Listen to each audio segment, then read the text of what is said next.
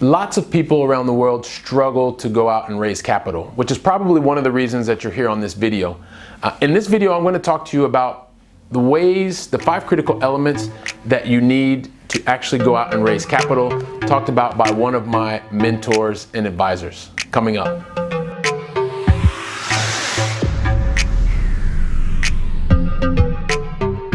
Hey there, it's Billy with Keep on Cash Flow. Once again, I'm back here to share tips and strategies with you that are going to help you to go out and make more money. They're going to help you to have more control over your free time, and ultimately they're going to help you to live with less stress. So I always like to ask right up front, when you find value in these videos, if you could do me a favor, go ahead and like the video and share it with others. And I absolutely love having your comments. The interactions that I have with you are probably one of my favorite things of doing these videos. And today I have something that I've not really done in the same kind of way, but there are so many people that struggle with going out to raise capital. It's something that we've been doing for a while. And I just actually picked up a book that I want to share with you that are going to help to talk to you about the 5 critical elements to raising capital. Now, I'm very fortunate to have wonderful advisors, mentors all around the globe that have, lots and lots and lots of experience, talking 20, 30 plus years of experience in all different facets of real estate and managing and raising capital for real assets. One of those people that I want to share with you today is a guy named Victor Menashe. Now, I've talked about Victor before. I was really fortunate. I was on his podcast not long ago, and he's just someone that I really have a high esteem for. And recently I had a chance to go out and purchase his book. I actually purchased his book, and it's a book called Magnetic Capital. Here, hopefully you can see that a lot. It's a book that I'm going to highly recommend that you go out if you're interested in raising capital. And that could be for real assets like me, like multifamily properties, or that could be for building a business. Like Victor has gone out and raised millions and tens of millions of dollars to be able to buy businesses, or hundreds of millions actually, if you think about the businesses that he was doing before in the high-tech sector. But one of the things in this book, and there's a lot of different things that he talks about, and this is where I think this is going to help you a lot, because it's talking about the 5 critical elements to being able to go out and effectively raise capital.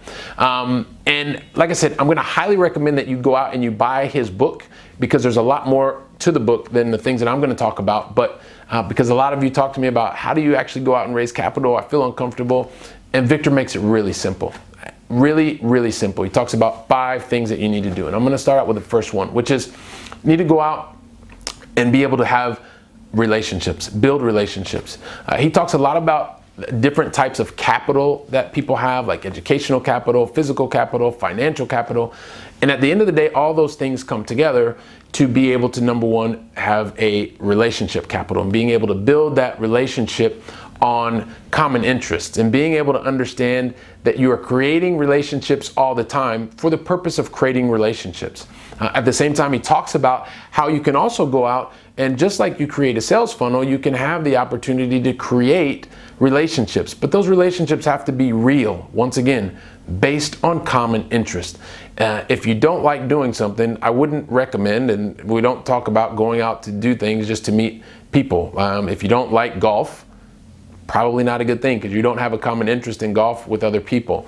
If you like going out and cooking, well, then maybe that's the things that you should be doing, because you're going to have people that you're going to meet that have common interests as you.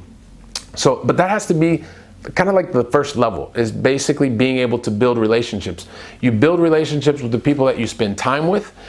Those types of relationships are typically the ones that have more communication. When you have more communication, you're able to get to the second point that Victor talks about. And in his book, the second part, or the second critical element, is being able to have trust. When you have trust in a relationship, you have a much higher quality relationship. You have a direct correlation between, like, the speed of doing things and the amount of trust that is there. I mean, even if you think about, and I know a lot of you are in corporate jobs, a lot of you are in sales like me, and if you think about the clients that you spend the most amount of time with, you are spending time, you're building a great relationship, you have more of a trust. You're finding out about things that maybe through formal lines of communication you don't find out about, and you're able to get to a decision point faster.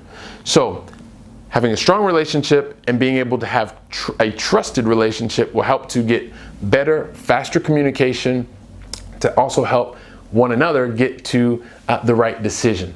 And then once you have your relationship and you have your trust, then thinking about raising capital, especially for any kind of venture or thinking about multifamily opportunities, you start to think about the amount of results that you have provided already, right? So, and I think of a lot of this when you were getting started, so that you can actually go out and make a bigger impact. You can demonstrate what you've done in the past. What type of results have you created in the past? And be very clear, when I say you getting the results, I mean you and your team, because nobody invests in an individual. No one invests in an individual. We invest in teams of people or in companies. And that's another one of the topics that Victor really tackles, and he does really, really well in the book, that everyone invests in companies. So, and what type of results have these companies been able to provide in the past is not always a reflection of what they'll provide in the future, but they're able to show these are the types of results that we've been able to get. And when you're able to do that, you can go out so you can feel more comfortable, more confident as you're bringing on new investors. And so once you have the relationship, you then have the trust. You're able to show the different results that you've created. It comes down to what's the deal a lot of people talk about. Victor talks about it in a different way, which I love, which is what's the compelling opportunity for your investor, right? Because the compelling opportunity for your investor is really what matters, so that they can get the results that they are looking for. So the compelling opportunity that you can bring to the marketplace as someone who's bringing an opportunity to the marketplace is really just that. Is it a compelling enough opportunity for your potential investor to move forward with you? Once again, you and your company and your team. Really, that's the thing. So is the compelling opportunity the right one for the investor? And then the fifth critical element, and I love this one, because this is something that you can never forget about when you are investing or you're looking for investors, is there has to be alignment, right? There has to be alignment in terms of what results you've gotten in the past, the compelling opportunity that you bring forward, and what the investor is looking for. And I know I've talked about this in the past when I talked about the sales boot camp, but it is never, ever, ever, ever about you. It is always, always, always about what your investor is looking for, or your customer, what they are looking for. And there has to be alignment between what you can bring with the compelling opportunity and what they're looking for. He's talked about this many times. He talks about, if it's like buying a shoe.